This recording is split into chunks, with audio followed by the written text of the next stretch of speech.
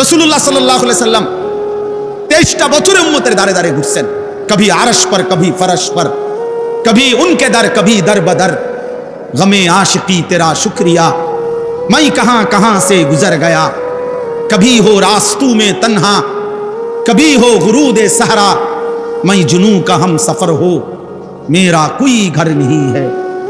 নবী সাল্লাল্লাহু আলাইহি সাল্লাম যেন বলতেন, উম্মত আমার কোনো ঘর নাই, আমি এক নেশার সফরে আছি, এক নেশা আমার, উম্মত কিভাবে জাহান্নাম থেকে বাঁচবে, উম্মত কিভাবে জাহান্নাম থেকে বাঁচবে।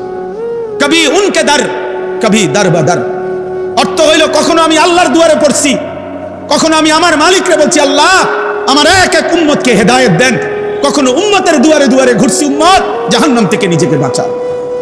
কবি উনকে দর কবি দর বদর, কখনো মালিকের দুয়ারে, কখনো উম্মতের দুয়ারে, কখনো আল্লাহকে ডাকছি আল্লাহ আমার উম্মতকে মাফ করে দেন, আমার উম্মতকে হেদায়েত দেন। আবার কখনো উম্মতের দুয়ারে দুয়ারে বলছি উম্মত জাহান্নাম থেকে বাঁচাও, আখিরাত থেকে বাঁচো।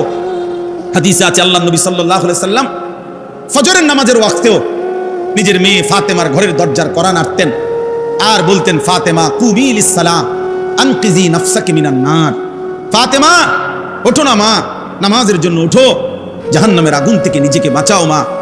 ফাইন্নী লা উগনি আনকা মিনাল্লাহি শাইআ, কিয়ামতের দিন আমি মুহাম্মদের মেয়ে ফাতেমা এই কথা বললে আমি তোমার কোনো উপকার করতে পারবো না, তোমার সেজদা তোমার গোলামি তোমাকে রক্ষা করবে।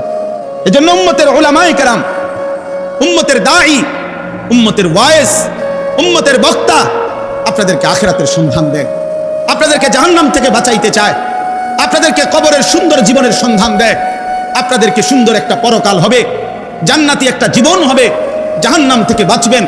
এই ফিকির করে উলামায়ে উম্মত, এই ফিকির করে ওয়াইজিন, এই ফিকির করে দাঈ উলামায়ে কেরাম প্রতিটা মানুষকে জাহান্নাম থেকে বাঁচাইতে চায়।